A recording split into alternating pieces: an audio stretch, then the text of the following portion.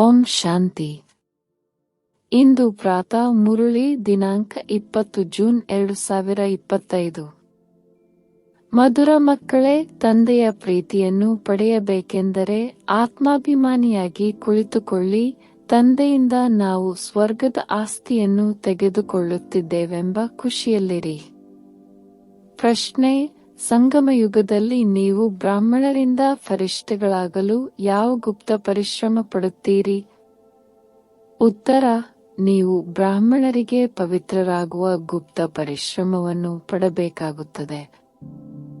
ನೀವು ಮಕ್ಕಳು ಸಂಗಮಯುಗದಲ್ಲಿ ಸಹೋದರರಾಗಿದ್ದೀರಿ. ಸಹೋದರ ಸಹೋದರಿಯರ ನಡುವೆ ಕೆಟ್ಟ ದೃಷ್ಟಿ ಇರಲು ಸಾಧ್ಯವಿಲ್ಲ.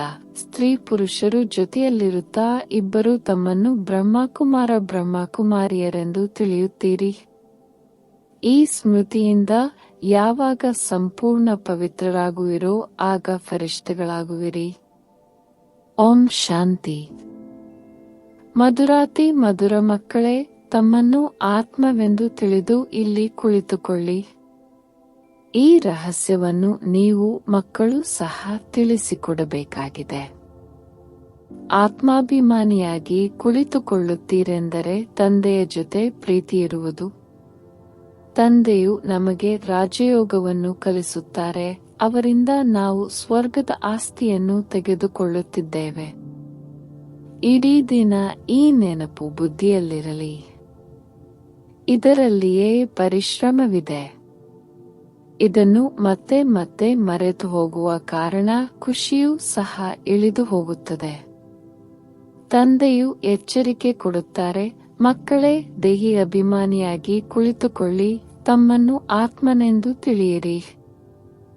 ಈಗ ಆತ್ಮಗಳು ಮತ್ತು ಪರಮಾತ್ಮನ ಮೇಳವಾಗಿದೆಯಲ್ಲವೇ? ಹಿಂದೆಯೂ ಮೇಳವಾಗಿತ್ತು. ಯಾವಾಗ ಆಗಿತ್ತು? ಅವಶ್ಯವಾಗಿ ಕಲಿಯುಗದ ಅಂತ್ಯ ಮತ್ತು ಸತ್ಯಯುಗದ ಆದಿಯ ಸಂಗಮದಲ್ಲಿಯೇ ಆಗಿರಬೇಕು. ಇಂದು ಮಕ್ಕಳಿಗೆ ಒಂದು ವಿಷಯದ ಮೇಲೆ ತಿಳಿಸಿಕೊಡುತ್ತೇನೆ. ಶ್ರೇಷ್ಠಾತಿಶ್ರೇಷ್ಠನು ಭಗವಂತನಾಗಿದ್ದಾರೆ. ಮತ್ತೆ ಕೆಳಗೆ ಬಂದಾಗ ಬ್ರಹ್ಮ, ವಿಷ್ಣು, ಶಂಕರ, ತಂದೆ ಮತ್ತು ದೇವತೆಗಳು, ಶಿವ ಮತ್ತು ತ್ರಿಮೂರ್ತಿಗಳ ನಡುವಿನ ಸಂಬಂಧವೇನೆಂದು ಮನುಷ್ಯರಿಗೆ ತಿಳಿದಿಲ್ಲ. ಯಾರಿಗೂ ಅವರ ಜೀವನಕಥೆಯೂ ತಿಳಿದಿಲ್ಲ.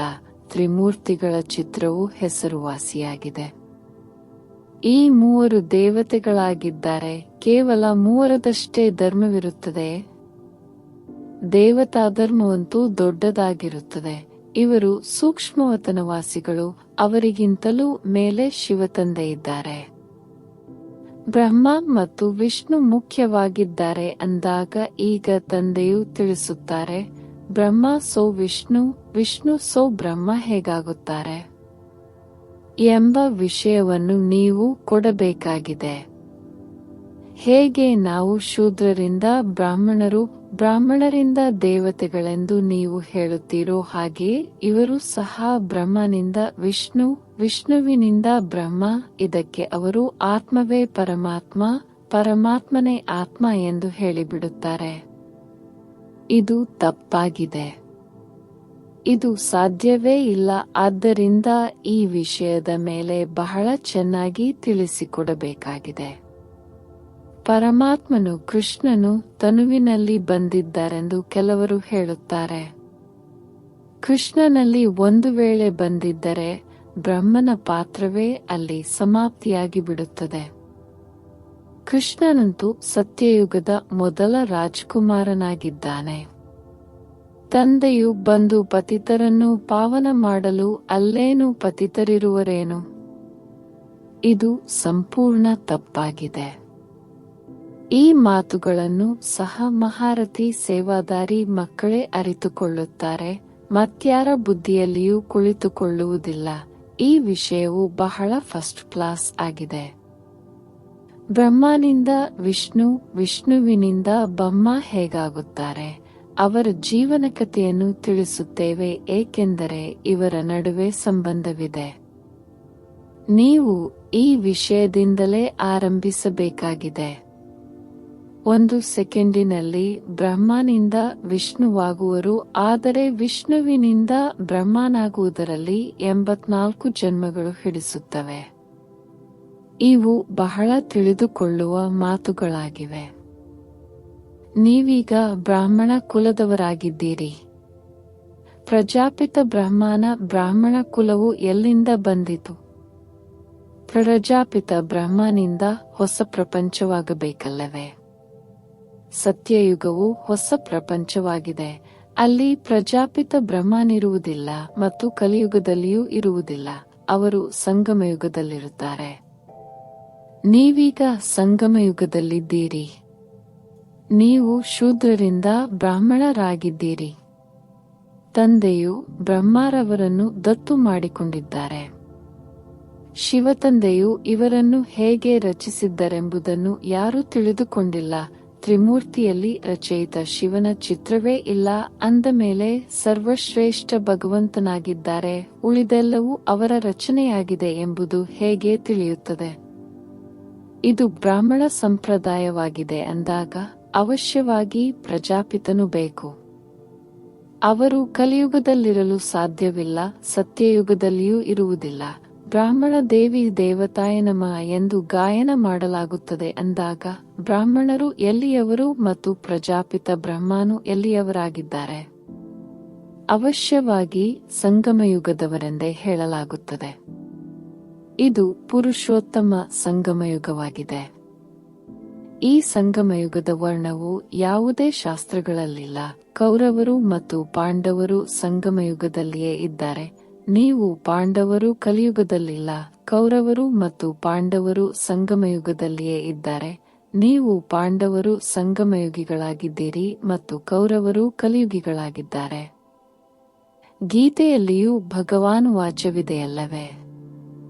ನೀವು ಪಾಂಡವರು ದೈವಿ ಸಂಪ್ರದಾಯದವರಾಗಿದ್ದೀರಿ. ನೀವು ಆತ್ಮೀಯ ಮಾರ್ಗದರ್ಶಕರಾಗಿದ್ದೀರಿ. ನಿಮ್ಮದು ಆತ್ಮಿಕ ಯಾತ್ರೆಯಾಗಿದೆ. ಇದನ್ನು ನೀವು ಬುದ್ಧಿಯಿಂದ ಮಾಡುತ್ತೀರಿ. ತಂದೆಯು ತಿಳಿಸುತ್ತಾರೆ, ತಮ್ಮನ್ನು ಆತ್ಮವೆಂದು ತಿಳಿದು ನೆನಪಿನ ಯಾತ್ರೆಯಲ್ಲಿರಿ. ಸ್ಥೂಲ ಯಾತ್ರೆಯಲ್ಲಿ ತೀರ್ಥಸ್ಥಾನಗಳಿಗೆ ಹೋಗಿ ಮತ್ತೆ ಹಿಂತಿರುಗಿ ಬರುತ್ತಾರೆ. ಅದು ಅರ್ಧಕಲ್ಪ ನಡೆಯುತ್ತದೆ. ಈ ಸಂಗಮಯುಗದ ಯಾತ್ರೆಯು ಒಂದೇ ಬಾರಿಯದ್ದಾಗಿದೆ. ನೀವು ಹೋಗಿ ಮತ್ತೆ ಮೃತ್ಯುಲೋಕಕ್ಕೆ ಹಿಂತಿರುಗಿ ಬರುವುದಿಲ್ಲ.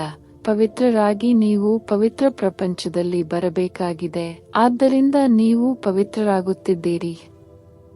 ನಾವೀಗ ಬ್ರಾಹ್ಮಣ ಸಂಪ್ರದಾಯದವರಾಗಿದ್ದೇವೆ. ನಂತರ ದೈವಿ ಸಂಪ್ರದಾಯ, ವಿಷ್ಣುವಿನ ಸಂಪ್ರದಾಯದವರಾಗುತ್ತೇವೆಂದು ನಿಮಗೆ ತಿಳಿದಿದೆ. ಸತ್ಯಯುಗದಲ್ಲಿ ದೇವಿ ದೇವತೆಗಳು ವಿಷ್ಣು ಸಂಪ್ರದಾಯದವರಾಗುತ್ತೇವೆಂದು ನಿಮಗೆ ತಿಳಿದಿದೆ. ಅಲ್ಲಿ ಚತುರ್ಭುಜ ವಿಷ್ಣುವಿನ ಮಹಿಮೆಯಿರುತ್ತದೆ. ಇದರಿಂದಲೇ ಇವರು ವಿಷ್ಣುವಿನ ಸಂಪ್ರದಾಯದವರೆಂದು ತಿಳಿದು ಬರುತ್ತದೆ. ಇಲ್ಲಿ ರಾವಣನ ಪ್ರತಿಮೆ ಇದೆ ಅಂದ ಮೇಲೆ ರಾವಣ ಸಂಪ್ರದಾಯದವರಾಗಿದ್ದಾರೆ. ಈ ವಿಷಯವನ್ನು ಕುರಿತು ತಿಳಿಸುವುದರಿಂದ ಮನುಷ್ಯರು ಆಶ್ಚರ್ಯಚಕಿತರಾಗುತ್ತಾರೆ. ನಾವೀಗ ದೇವತೆಗಳಾಗಲು ರಾಜಯೋಗವನ್ನು ಕಲಿಯುತ್ತಿದ್ದೀರಿ. ಬ್ರಹ್ಮಮುಖ ವಂಶಾವಳಿ ಬ್ರಾಹ್ಮಣರು. ನೀವು ಶೂದ್ರರಿಂದ ಬ್ರಾಹ್ಮಣರಾಗಿದ್ದೀರಿ. ತಂದೆಯಿಂದ ದತ್ತು ಮಾಡಲ್ಪಟ್ಟಿದ್ದೀರಿ. ಇಲ್ಲಿಯೇ ಬ್ರಾಹ್ಮಣರಾಗಿದ್ದೀರಿ ಮತ್ತು ಇಲ್ಲಿಯೇ ದೇವತೆಗಳಾಗುತ್ತೀರಿ. ನಿಮ್ಮ ದೈವಿ ರಾಜಧಾನಿಯೂ ಸಹ ಇಲ್ಲಿಯೇ ಇರುತ್ತದೆ. ದೈವಿ ರಾಜಧಾನಿಗೆ ವಿಷ್ಣುವಿನ ರಾಜಧಾನಿ ಎಂದು ಕರೆಯಲಾಗುತ್ತದೆ. ಬ್ರಾಹ್ಮಣ ರಾಜಧಾನಿ ಎಂದು ಕರೆಯುವುದಿಲ್ಲ. ರಾಜವಂಶದಲ್ಲಿ ರಾಜ್ಯ ನಡೆಯುತ್ತದೆ. ವಿಷ್ಣುವಿನ ರಾಜವಂಶ, ಬ್ರಾಹ್ಮಣ ರಾಜವಂಶವಿರುವುದಿಲ್ಲ. ರಾಜವಂಶದಿಂದ ರಾಜ್ಯಭಾರ ನಡೆಯುತ್ತದೆ. ಒಬ್ಬರ ನಂತರ ಮತ್ತೊಬ್ಬರು, ನಂತರ ಮೂರನೆಯವರು. ನಾವು ಬ್ರಾಹ್ಮಣ ಕುಲಭೂಷಣರಾಗಿದ್ದೇವೆ. ನಂತರ ದೇವತೆಗಳಾಗುತ್ತೇವೆ. ಬ್ರಾಹ್ಮಣರೇ ವಿಷ್ಣು ಕುಲದಲ್ಲಿ ಬರುತ್ತೇವೆ. ವಿಷ್ಣು ಕುಲದಿಂದ ಕ್ಷತ್ರಿಯ, ಚಂದ್ರವಂಶಿ ಕುಲದಲ್ಲಿ ಬರುತ್ತೇವೆ. ನಂತರ ವೈಶ್ಯವಂಶ, ಶೂದ್ರ ಕುಲದಲ್ಲಿ ಬರುತ್ತೇವೆ. ಮತ್ತೆ ಬ್ರಾಹ್ಮಣರಿಂದ ದೇವತೆಗಳಾಗುತ್ತೇವೆ ಅಂದಾಗ ಅರ್ಥ ಎಷ್ಟೊಂದು ಸ್ಪಷ್ಟವಾಗಿದೆ. ಚಿತ್ರದಲ್ಲಿ ಏನೇನೋ ತೋರಿಸುತ್ತಾರೆ. ನಾವು ಬ್ರಾಹ್ಮಣರೇ ವಿಷ್ಣುಪುರಿಗೆ ಮಾಲೀಕರಾಗುತ್ತೇವೆ. ಇದರಲ್ಲಿ ತಬ್ಬಿಬ್ಬಾಗಬಾರದು. ತಂದೆಯು ಯಾವ ನಿಬಂಧನೆಯನ್ನು ಹಾಕುತ್ತಾರೆ ಅದರ ಬಗ್ಗೆ ವಿಚಾರ ಸಾಗರ ಮಂಥನ ಮಾಡಬೇಕು. ಯಾರಿಗಾದರೂ ಇದನ್ನು ಹೇಗೆ ತಿಳಿಸಿಕೊಡುವುದು? ಇದರಿಂದ ಮನುಷ್ಯರು ಆಶ್ಚರ್ಯಚಕಿತರಾಗಿ ಇವರು ತಿಳಿಸಿಕೊಡುವುದು ಬಹಳ ಚೆನ್ನಾಗಿದೆ. ಇದನ್ನು ಜ್ಞಾನಸಾಗರನ ವಿನ ಮತ್ಯಾರೂ ತಿಳಿಸಿಕೊಡಲು ಸಾಧ್ಯವಿಲ್ಲ. ವಿಚಾರ ಸಾಗರ ಮಂಥನ ಮಾಡಿ ನಂತರ ಕುಳಿತು ಬರೆಯಬೇಕು. ನಂತರ ಓದಿದಾಗ ಇಂತಿಂತಹ ಶಬ್ದಗಳನ್ನು ಸೇರಿಸಬೇಕೆಂದು ವಿಚಾರದಲ್ಲಿ ಬರುತ್ತದೆ. ತಂದೆಯೂ ಸಹ ಮೊದಲು ಮುರುಳಿಯನ್ನು ಬರೆದು ನಿಮ್ಮ ಕೈಗೆ ಕೊಡುತ್ತಿದ್ದರು, ನಂತರ ತಿಳಿಸಿಕೊಡುತ್ತಿದ್ದರು. ಇಲ್ಲಂತೂ ನೀವು ತಂದೆಯ ಜೊತೆಯೇ ಮನೆಯಲ್ಲಿರುತ್ತೀರಿ. ಈಗ ನೀವು ಹೊರಗಡೆ ಹೋಗಿ ತಿಳಿಸಿಕೊಡಬೇಕಾಗುತ್ತದೆ. ಈ ವಿಷಯವು ಬಹಳ ಅದ್ಭುತವಾಗಿದೆ. ಬ್ರಹ್ಮ ಸೋ ವಿಷ್ಣು ಇವರನ್ನು ಯಾರೂ ಸಹ ತಿಳಿದುಕೊಂಡಿಲ್ಲ. ವಿಷ್ಣುವಿನ ನಾಭಿಯಿಂದ ಬ್ರಹ್ಮನನ್ನು ತೋರಿಸುತ್ತಾರೆ. ಹೇಗೆ ಗಾಂಧಿಯವರ ನಾಭಿಯಿಂದ ನೆಹರು, ಆದರೆ ರಾಜವಂಶವಂತೂ ಬೇಕಲ್ಲವೇ? ಬ್ರಾಹ್ಮಣ ಕುಲದಲ್ಲಿ ರಾಜ್ಯಭಾರವಿರುವುದಿಲ್ಲ. ಬ್ರಾಹ್ಮಣ ಸಂಪ್ರದಾಯದವರೇ ದೇವತಾ ಸಂಪ್ರದಾಯದವರಾಗಿ ಬಿಡುತ್ತಾರೆ. ನಂತರ ಚಂದ್ರವಂಶಿ ಮನೆತನದಲ್ಲಿ, ನಂತರ ವೈಶ್ಯವಂಶದಲ್ಲಿ.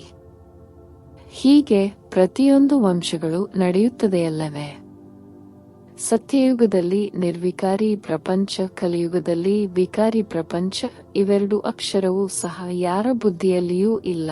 ಇಲ್ಲದಿದ್ದರೆ ಅವಶ್ಯವಾಗಿ ವಿಕಾರಿಗಳಿಂದ ನಿರ್ವಿಕಾರಿಗಳು ಹೇಗಾಗುತ್ತೇವೆ ಎಂಬುದು ಬುದ್ಧಿಯಲ್ಲಿರಬೇಕಾಗಿತ್ತು. ಮನುಷ್ಯರು ನಿರ್ವಿಕಾರಿಗಳನ್ನು ತಿಳಿದಿಲ್ಲ, ವಿಕಾರಿಗಳನ್ನು ತಿಳಿದಿಲ್ಲ. ದೇವತೆಗಳಿಗೆ ನಿರ್ವಿಕಾರಿಗಳೆಂದು ಹೇಳಲಾಗುತ್ತದೆ. ಬ್ರಾಹ್ಮಣರು ನಿರ್ವಿಕಾರಿಗಳೆಂದು ಎಂದು ಸಹ ಹೇಳಿಲ್ಲ. ಹೊಸ ಪ್ರಪಂಚದಲ್ಲಿ ನಿರ್ವಿಕಾರಿಗಳು, ಹಳೆಯ ಪ್ರಪಂಚದಲ್ಲಿ ವಿಕಾರಿಗಳು. ಇದನ್ನು ಅವಶ್ಯವಾಗಿ ಸಂಗಮಯುಗದಲ್ಲಿ ತೋರಿಸಬೇಕು. ಇದರ ಬಗ್ಗೆ ಯಾರಿಗೂ ಸಹ ತಿಳಿದಿಲ್ಲ. ಪುರುಷೋತ್ತಮ ಮಾಸವನ್ನು ಆಚರಿಸುತ್ತಾರಲ್ಲವೇ? ಅದು 3 ವರ್ಷದ ನಂತರ 1 ತಿಂಗಳು ಆಚರಿಸುತ್ತಾರೆ.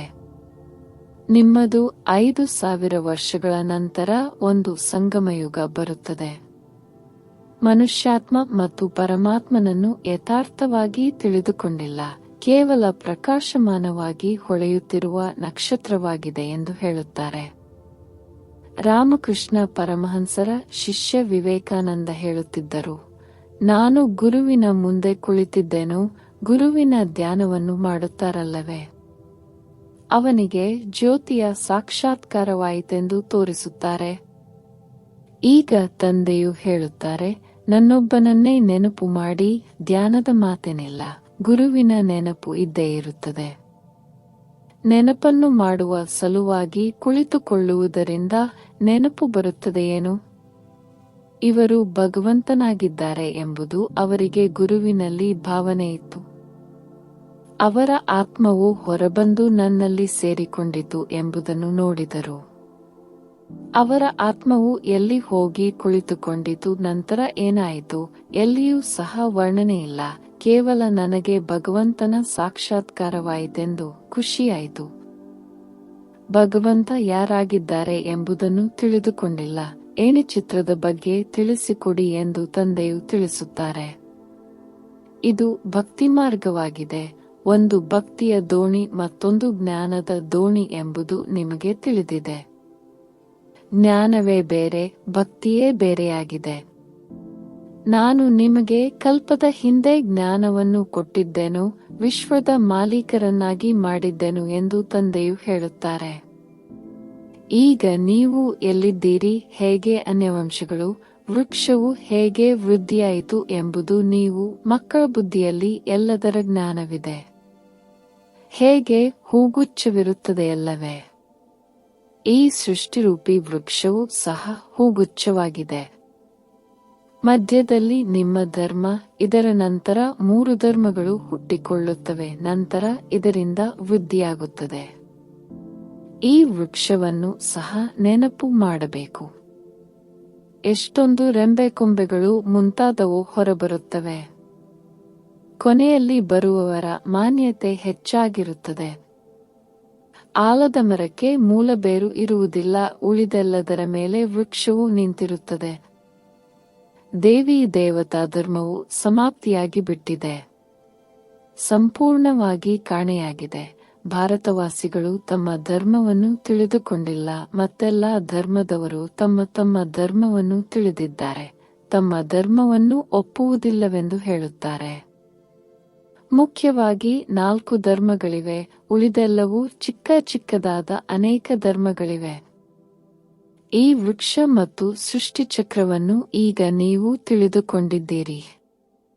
ದೇವಿ ದೇವತಾ ಧರ್ಮದ ಹೆಸರನ್ನೇ ಇಲ್ಲದಂತೆ ಮಾಡಿಬಿಟ್ಟಿದ್ದಾರೆ. ನಂತರ ತಂದೆಯು ಇದರ ಸ್ಥಾಪನೆಯನ್ನು ಮಾಡಿ ಉಳಿದೆಲ್ಲ ಧರ್ಮಗಳ ವಿನಾಶವನ್ನು ಮಾಡಿಸುತ್ತಾರೆ. ಗೋಲದ ಚಿತ್ರದ ಬಳಿ ಅವಶ್ಯವಾಗಿ ಕರೆದುಕೊಂಡು ಹೋಗಿ. ಇದು ಸತ್ಯಯುಗ, ಇದು ಕಲಿಯುಗ. ಕಲಿಯುಗದಲ್ಲಿ ಇಷ್ಟು ಧರ್ಮಗಳಿವೆ, ಸತ್ಯಯುಗದಲ್ಲಿ ಒಂದು ಧರ್ಮವಿದೆ. ಒಂದು ಧರ್ಮದ ಸ್ಥಾಪನೆ, ಅನೇಕ ಧರ್ಮಗಳ ವಿನಾಶವನ್ನು ಯಾರು ಮಾಡಿಸುತ್ತಾರೆ? ಭಗವಂತನೇ ಅವಶ್ಯವಾಗಿ ಯಾರ ಮೂಲಕವಾದರೂ ಮಾಡಿಸುತ್ತಾರಲ್ಲವೇ? ಬ್ರಹ್ಮರವರ ಮೂಲಕ ಆದಿಸನಾತನ ದೇವಿ ದೇವತಾ ಧರ್ಮದ ಸ್ಥಾಪನೆಯನ್ನು ಮಾಡಿಸುತ್ತೇನೆಂದು ತಂದೆಯು ಹೇಳುತ್ತಾರೆ. ಬ್ರಾಹ್ಮಣರಿಂದ ವಿಷ್ಣುಪುರಿಯ ದೇವತೆಗಳಾಗುತ್ತಾರೆ. ಸಂಗಮಯುಗದಲ್ಲಿ ಬ್ರಾಹ್ಮಣರು ಪವಿತ್ರರಾಗುವ ಗುಪ್ತ ಪರಿಶ್ರಮವನ್ನು ಪಡಬೇಕಾಗುತ್ತದೆ. ನೀವು ಬ್ರಹ್ಮನ ಮಕ್ಕಳು ಸಂಗಮದಲ್ಲಿ ಸಹೋದರ ಸಹೋದರಿಯಾಗಿದ್ದೀರಿ. ಸಹೋದರ ಸಹೋದರಿಯರಲ್ಲಿ ಕೆಟ್ಟ ದೃಷ್ಟಿ ಇರಲು ಸಾಧ್ಯವಿಲ್ಲ. ಸ್ತ್ರೀ ಪುರುಷರಿಬ್ಬರೂ ತನ್ನನ್ನು ಬಿಕೆ ಎಂದು ತಿಳಿದುಕೊಳ್ಳುತ್ತಾರೆ. ಇದರಲ್ಲಿಯೇ ಬಹಳ ಪರಿಶ್ರಮವಿದೆ. ಸ್ತ್ರೀ ಪುರುಷರಲ್ಲಿ ಇಷ್ಟೊಂದು ಸೆಳೆತವಿರುತ್ತದೆ. ಪರಸ್ಪರದಲ್ಲಿ ಸ್ಪರ್ಶ ಮಾಡದೇ ಇರಲು ಸಾಧ್ಯವೇ ಇಲ್ಲ. ಇಲ್ಲಿ ಸಹೋದರ ಸಹೋದರಿಯರು ಸ್ಪರ್ಶ ಮಾಡಬಾರದು, ಇಲ್ಲವೆಂದರೆ ಪಾಪದ ಅನುಭವವಾಗುತ್ತದೆ. ನಾವು ಬಿಕೆ ಆಗಿದ್ದೇವೆ ಎಂಬುದು ಮರೆತು ಹೋಗುತ್ತದೆ ಎಂದರೆ ನಾಶವಾಗಿ ಬಿಡುತ್ತಾರೆ. ಇದರಲ್ಲಿ ಬಹಳ ಗುಪ್ತ ಪರಿಶ್ರಮವಿದೆ. ಬಲೆ ಪತಿ ಪತ್ನಿ ಇರುತ್ತಾರೆ, ಅವರು ಹೇಗಿರುತ್ತಾರೆಂಬುದು ಯಾರಿಗೆ ಗೊತ್ತು? ಅವರಿಗೆ ಗೊತ್ತು. ನಾವು ಬಿಕೆ ಆಗಿದ್ದೇವೆ, ಫರಿಷ್ಠೆಗಳಾಗಿದ್ದೇವೆ, ಪರಸ್ಪರ ಸ್ಪರ್ಶಿಸಬಾರದು. ಈ ರೀತಿ ಮಾಡುತ್ತಾ ಮಾಡುತ್ತಾ ಸೂಕ್ಷ್ಮವತನವಾಸಿ ಫರಿಷ್ಠೆಗಳಾಗಿ ಬಿಡುತ್ತಾರೆ. ಇಲ್ಲವೆಂದರೆ ಫರಿಷ್ಠೆಗಳಾಗಲು ಹೇಗೆ ಸಾಧ್ಯ? ಫರಿಷ್ಠೆಗಳಾಗಬೇಕೆಂದರೆ ಪವಿತ್ರರಾಗಿರಬೇಕು. ಇಂತಹ ಜೋಡಿ ಇತ್ತೆಂದರೆ ಅವರು ನಂಬರ್ 1 ಆಗಿಬಿಡುತ್ತಾರೆ. ಈ ದಾದಾರವರು ಎಲ್ಲವನ್ನೂ ಅನುಭವ ಮಾಡಿದ್ದಾರೆ, ಕೊನೆಯಲ್ಲಿ ಸನ್ಯಾಸ ಮಾಡಿದ್ದಾರೆ ಎಂದು ಹೇಳುತ್ತಾರೆ. ಯಾರು ಜೊತೆಯಲ್ಲಿದ್ದಾರೆ ಅವರಿಗೆ ಬಹಳ ಪರಿಶ್ರಮವಿದೆ. ಮತ್ತೆ ಅವರಲ್ಲಿ ಜ್ಞಾನ ಮತ್ತು ಯೋಗವೂ ಸಹ ಇರಬೇಕು. ಅನೇಕರನ್ನು ತನ್ನ ಸಮಾನ ಮಾಡಿಕೊಂಡಾಗ ದೊಡ್ಡ ರಾಜರಾಗುತ್ತಾರೆ. ಕೇವಲ ಒಂದು ಮಾತಲ್ಲ ಅಲ್ಲವೇ? ತಂದೆಯು ತಿಳಿಸುತ್ತಾರೆ, ನೀವು ಶಿವತಂದೆಯನ್ನು ನೆನಪು ಮಾಡಿ, ಇವರು ಪ್ರಜಾಪಿತನಾಗಿದ್ದಾರೆ. ನಮ್ಮ ಕೆಲಸ ಶಿವತಂದೆಯ ಜೊತೆಗಿದೆ ಎಂದು ಹೇಳುತ್ತಾರೆ. ಈ ಬ್ರಹ್ಮರವರನ್ನೇಕೆ ನೆನಪು ಮಾಡಬೇಕು? ಇವರಿಗೇಕೆ ಪತ್ರವನ್ನು ಬರೆಯಬೇಕು? ಈ ರೀತಿಯೂ ಸಹ ಇದ್ದಾರೆ. ನೀವು ಶಿವತಂದೆಯನ್ನು ನೆನಪು ಮಾಡಬೇಕು. ಆದ್ದರಿಂದ ಬಾಬಾರವರ ಫೋಟೋ ಮುಂತಾದವನ್ನು ಕೊಡುವುದಿಲ್ಲ. ಇದರಲ್ಲಿ ಬ್ರಹ್ಮ ಶಿವತಂದೆಯೂ ಬರುತ್ತಾರೆ. ಇವರಾದರೂ ದೇಹಧಾರಿಯಾಗಿದ್ದಾರಲ್ಲವೇ? ನೀವು ಮಕ್ಕಳಿಗೆ ಈಗ ತಂದೆಯಿಂದ ಆಸ್ತಿಯು ಸಿಗುತ್ತದೆ. ಅವರು ಸನ್ಯಾಸಿಗಳು ತಮ್ಮನ್ನು ಈಶ್ವರನೆಂದು ಹೇಳುತ್ತಾರೆ. ಮತ್ತೆ ಅವರಿಂದ ಏನು ಸಿಗುತ್ತದೆ? ಭಾರತವಾಸಿಗಳಿಗೆ ಎಷ್ಟೊಂದು ಹಾನಿಯಾಗಿದೆ. ಸಂಪೂರ್ಣವಾಗಿ ಭಾರತವಾಸಿಗಳು ದಿವಾಳಿಯಾಗಿ ಬಿಟ್ಟಿದ್ದಾರೆ. ಪ್ರಜೆಗಳಿಂದ ಭಿಕ್ಷೆ ಬೇಡುತ್ತಾರೆ. 10-20 ವರ್ಷಗಳವರೆಗೆ ಸಾಲವನ್ನು ತೆಗೆದುಕೊಳ್ಳುತ್ತಾರೆ ಮತ್ತೆ ಕೊಡುತ್ತಾರೆ. ತೆಗೆದುಕೊಳ್ಳುವವರು ಕೊಡುವವರು ಇಬ್ಬರೂ ಇಲ್ಲದಂತಾಗುತ್ತಾರೆ. ಆಟವೇ ಸಮಾಪ್ತಿಯಾಗುವುದಿದೆ. ಅನೇಕ ಆಪತ್ತುಗಳು ಬರಲಿವೆ. ದಿವಾಳಿಯಾಗುವುದು, ಕಾಯಿಲೆಗಳು ಬಹಳಷ್ಟು ಬರುತ್ತವೆ. ಕೆಲವರು ಸಾಹುಕಾರರ ಬಳಿ ಹಣ ಇಡುತ್ತಾರೆ, ನಂತರ ಅವರು ದಿವಾಳಿಯಾಗಿ ಬಿಡುತ್ತಾರೆಂದರೆ ಬಡವರಿಗೆ ಎಷ್ಟೊಂದು ದುಃಖವಾಗುತ್ತದೆ. ಹೆಜ್ಜೆ ಹೆಜ್ಜೆಯಲ್ಲಿ ದುಃಖವಿರುತ್ತದೆ. ಆಕಸ್ಮಿಕವಾಗಿ ಕುಳಿತಿದ್ದಂತೆಯೇ ಸಾಯುತ್ತಾರೆ. ಇದು ಮೃತ್ಯುಲೋಕವಾಗಿದೆ. ನೀವು ಪಾರ್ವತಿಯರಿಗೆ ಸತ್ಯವಾದ ಅಮರ ಕಥೆಯನ್ನು ತಿಳಿಸುತ್ತಾರೆ. ಅಮರ ತಂದೆಯಿಂದ ನಾವು ಅಮರ ಕಥೆಯನ್ನು ಕೇಳುತ್ತಾ ಇದ್ದೇವೆಂಬುದು ನಿಮಗೆ ತಿಳಿದಿದೆ. ಈಗ ನಾವು ಅಮರಲೋಕಕ್ಕೆ ಹೋಗಬೇಕಾಗಿದೆ. ಈ ಸಮಯದಲ್ಲಿ ನೀವು ಸಂಗಮಯುಗದಲ್ಲಿದ್ದೀರಿ. ಒಳ್ಳೆಯದು. ಮಧುರಾತಿ ಮಧುರ ಅಗಲಿ ಹೋಗಿ ಮರಳಿ ಸಿಕ್ಕಿರುವಂತಹ ಮಕ್ಕಳಿಗೆ ಮಾತಾಪಿತಾ ಬಾಪ್ದಾದಾರವರ ನೆನಪು, ಪ್ರೀತಿ ಹಾಗೂ ನಮಸ್ತೆ. ಆತ್ಮೀಯ ಮಕ್ಕಳಿಗೆ ಆತ್ಮೀಯ ತಂದೆಯ ನಮಸ್ತೆ. ಧಾರಣೆಗಾಗಿ ಮುಖ್ಯ ಸಾರ. ವಿಚಾರ ಸಾಗರ ಮಂಥನ ಮಾಡಿ ಬ್ರಹ್ಮನಿಂದ ವಿಷ್ಣು ಹೇಗಾಗುತ್ತಾರೆ ಈ ವಿಷಯದ ಬಗ್ಗೆ ತಿಳಿಸಿಕೊಡಬೇಕು. ಬುದ್ಧಿಯನ್ನು ಜ್ಞಾನದ ಮಂಥನದಲ್ಲಿ ಬ್ಯುಜಿಯಾಗಿಟ್ಟುಕೊಳ್ಳಬೇಕು. ರಾಜ್ಯ ಪದವಿಯನ್ನು ಪ್ರಾಪ್ತಿ ಮಾಡಿಕೊಳ್ಳಲು ಜ್ಞಾನ ಮತ್ತು ಯೋಗದ ಜೊತೆಗೆ ತನ್ನ ಸಮಾನ ಮಾಡಿಕೊಳ್ಳುವ ಸೇವೆಯನ್ನು ಸಹ ಮಾಡಬೇಕು. ತನ್ನ ದೃಷ್ಟಿಯನ್ನು ಬಹಳ ಶುದ್ಧವಾಗಿಟ್ಟುಕೊಳ್ಳಬೇಕು. ವರದಾನ: ಸರ್ವ ಸಂಬಂಧಗಳ ಅನುಭವ ಒಬ್ಬ ತಂದೆಯ ಜೊತೆ ಮಾಡುವಂತಹ ಅತಕ್ ಮತ್ತು ವಿಘ್ನ ವಿನಾಶಕ ಭವ. ಯಾವ ಮಕ್ಕಳ ಸರ್ವ ಸಂಬಂಧ ಒಬ್ಬ ತಂದೆಯ ಜೊತೆ ಇದೆ ಅವರಿಗೆ ಬೇರೆ ಎಲ್ಲಾ ಸಂಬಂಧ ನಿಮಿತ್ತ ಮಾತ್ರದ ಅನುಭವವಾಗುವುದು. ಅವರು ಸದಾ ಖುಷಿಯಲ್ಲಿ ನಾಟ್ಯವಾಡುವವರಾಗಿರುತ್ತಾರೆ ಎಂದು ಆಯಾಸದ ಅನುಭವ ಮಾಡುವುದಿಲ್ಲ. ಅತಕ್ಕಾಗಿರುತ್ತಾರೆ. ತಂದೆ ಮತ್ತು ಸೇವೆ ಇದೇ ಲಗನ್ನಲ್ಲಿ ಮಗ್ನರಾಗಿರುತ್ತಾರೆ. ವಿಘ್ನಗಳ ಕಾರಣ ನಿಲ್ಲುವ ಬದಲು ಸದಾ ವಿಘ್ನ ವಿನಾಶಕರಾಗಿರುತ್ತಾರೆ. ಸರ್ವ ಸಂಬಂಧಗಳ ಅನುಭೂತಿ ಒಬ್ಬ ತಂದೆಯ ಜೊತೆ ಇರುವ ಕಾರಣ ಡಬಲ್ ಲೈಟ್ ಆಗಿರುತ್ತಾರೆ. ಯಾವುದೇ ಹೊರೆ ಇಲ್ಲ. ಸರ್ವ ದೂರುಗಳು ಸಮಾಪ್ತಿಯಾಗಿ ಬಿಡುತ್ತದೆ. ಕಂಪ್ಲೀಟ್ ಸ್ಥಿತಿಯ ಅನುಭವವಾಗುವುದು. ಸಹಜಯೋಗಿಯಾಗುವರು. ಸ್ಲೋಗನ್: ಸಂಕಲ್ಪದಲ್ಲಿಯೂ ಸಹ ಯಾವುದೇ ದೇಹದಾರಿಯ ಕಡೆ ಆಕರ್ಷಿತವಾಗುವುದು, ಅರ್ಥಾತ್ ವಿಶ್ವಾಸಘಾತಕರಾಗುವುದು. ಅವ್ಯಕ್ತ ಸೂಚನೆಗಳು: ಆತ್ಮಿಕ ಸ್ಥಿತಿಯಲ್ಲಿರುವಂತಹ ಅಭ್ಯಾಸ ಮಾಡಿ ಅಂತರ್ಮುಖಿಯಾಗಿರಿ.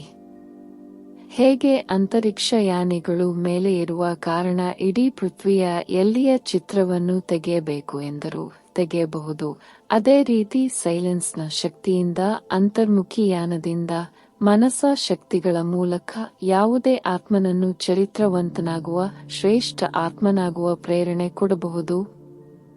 ಓಂ ಶಾಂತಿ.